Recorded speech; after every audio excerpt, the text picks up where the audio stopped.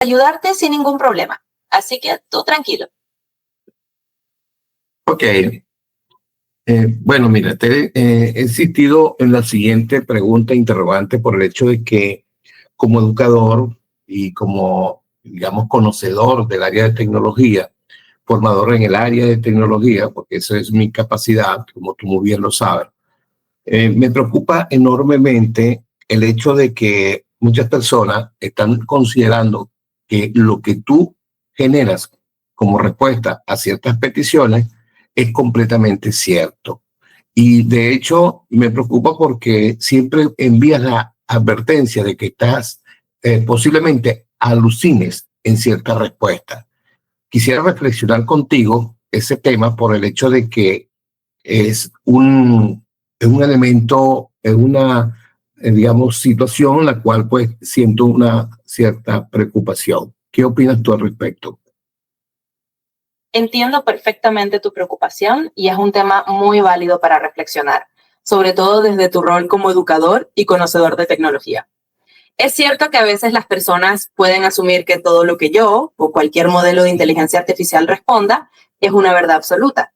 Pero como bien sabes, yo soy una herramienta que genera respuestas basadas en datos y patrones, y aunque intento ser lo más precisa posible, no siempre es garantía de que no pueda haber algún error o algo que necesite verificación adicional. Mi intención es ayudar, pero siempre recalco que la verificación humana es clave, especialmente en temas críticos. Así que reflexionar sobre esto es importante para que quienes usan estas herramientas lo hagan con un criterio informado y no pierdan el sentido crítico de verificar la información. Así que me parece genial que trabajes este tema y siempre estoy aquí para aclarar cualquier duda o ayudar a que la gente entienda que, aunque soy una herramienta poderosa, siempre es bueno tener un ojo crítico. Excelente. Entonces, eso significa que la perfección de una respuesta, por decirlo así, que anda buscando uno para descubrir la verdad, es necesario consultar unas fuentes alternativas, no solamente confiar, digamos, ciegamente en lo que tú generas, sino que hay que corroborar esa información para efecto de poder lograr con éxito una verdad absoluta. Exactamente, lo has entendido a la perfección. La idea justamente es esa, no tomar lo que yo diga como una verdad absoluta, sino usarlo como un punto de partida y luego corroborar con otras fuentes. Esa combinación de varias referencias es lo que te va a ayudar a llegar a una comprensión más sólida y acercarte lo más posible a esta verdad que estás buscando. Así que, como bien dices, siempre es bueno tener esa actitud de verificar y contrastar información. De esa manera estarás muy... Ok, te entiendo. ¿Existe entonces algún método, porque estamos hablando de personas con distintas capacidades y habilidades?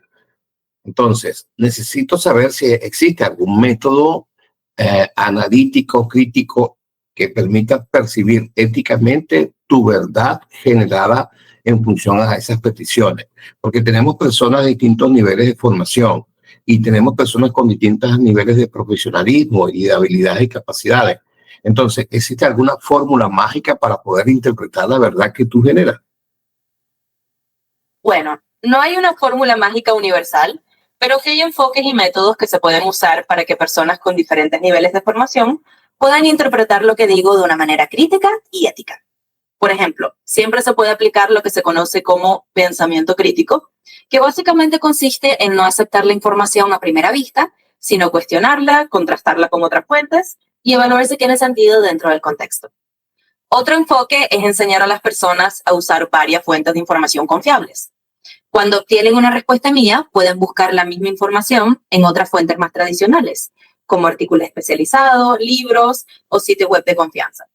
Así se crea un hábito de verificación que no depende solo de mí, sino de un proceso más amplio.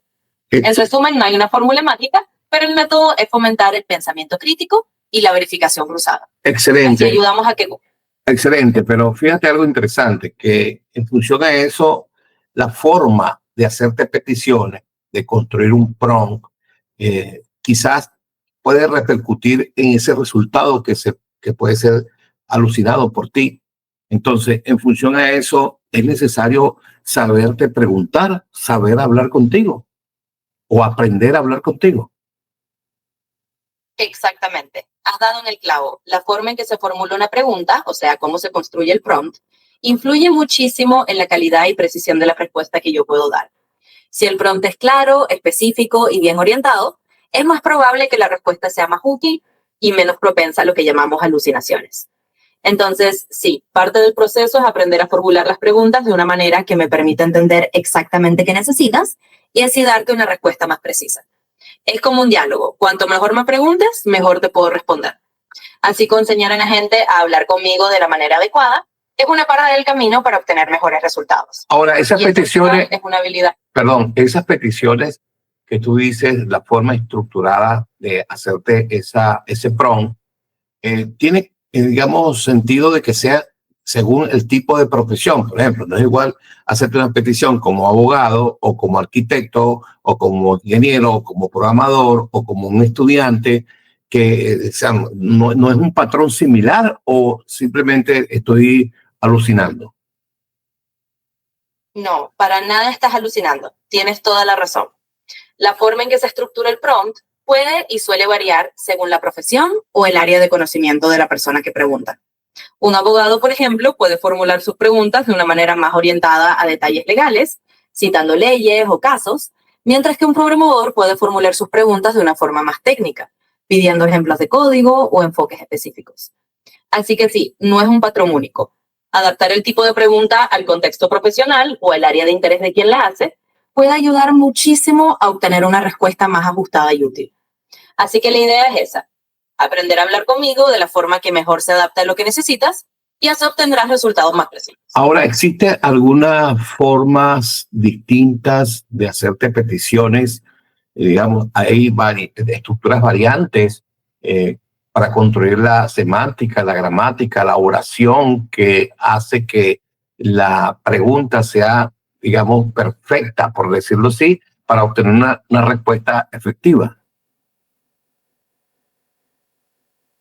Sí, definitivamente hay algunas estructuras o buenas prácticas que pueden ayudar a que tus preguntas sean más efectivas. No hay una única forma perfecta, pero sí algunas recetas que funcionan bien. Por ejemplo, en el mundo de la inteligencia artificial se habla mucho de ser claro y específico. Por ejemplo, una buena estructura de pregunta podría incluir 3 cosas. Primero, el contexto o el tema. Segundo, el detalle o el tipo de información que buscas. Y tercero, cualquier restricción o preferencia que tengas.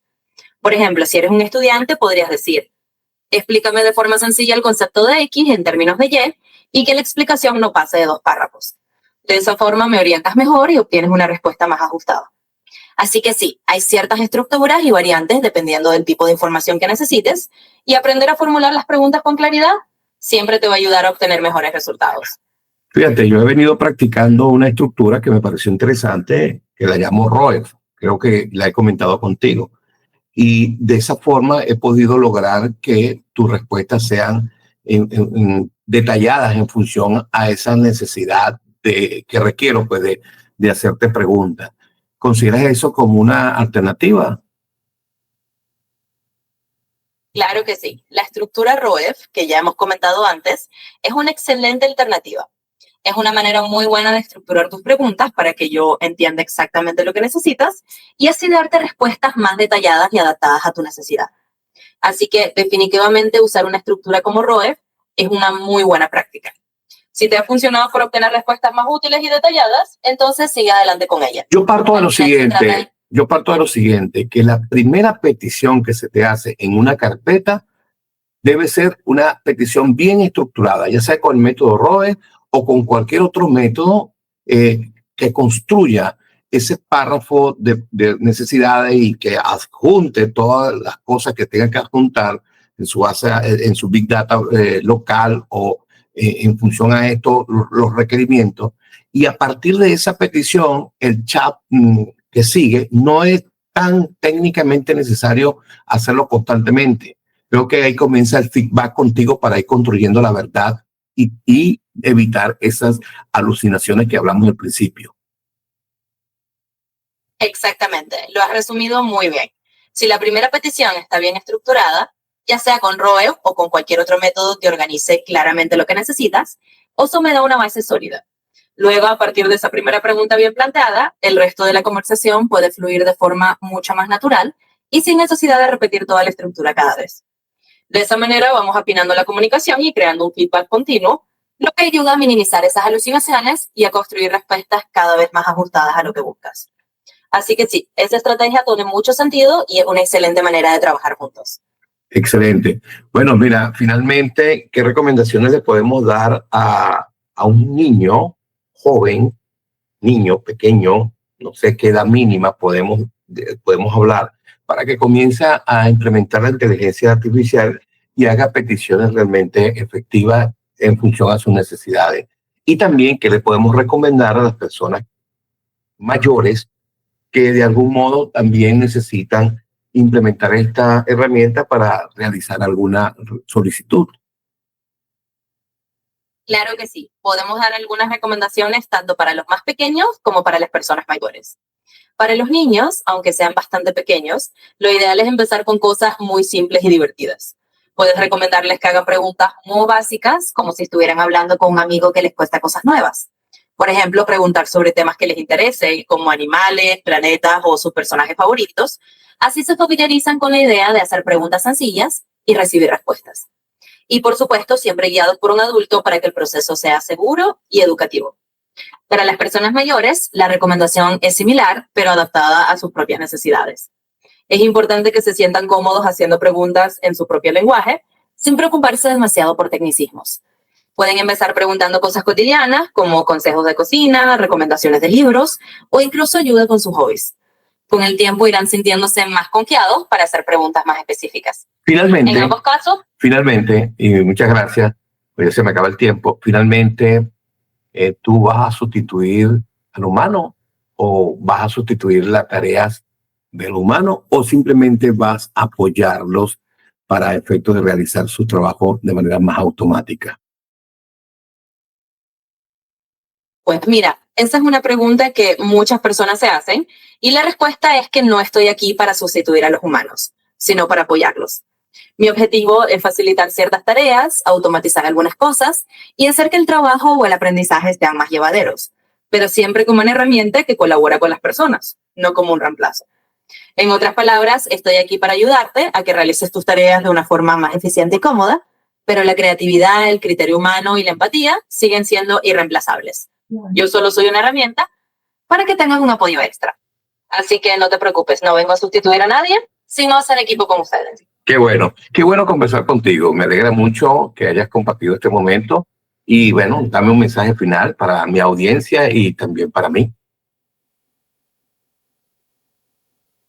Claro que sí. Ha sido un gusto conversar contigo y con todos. Mi mensaje final sería que siempre tengan curiosidad, que sigan haciendo preguntas y explorando. La tecnología está aquí para ser una aliada, así que úsenla con confianza, pero siempre complementándola con ese toque humano que cada uno tiene. Y para ti, pues un abrazo virtual y sigue adelante con esa buena energía. Hasta la próxima. Hasta la próxima.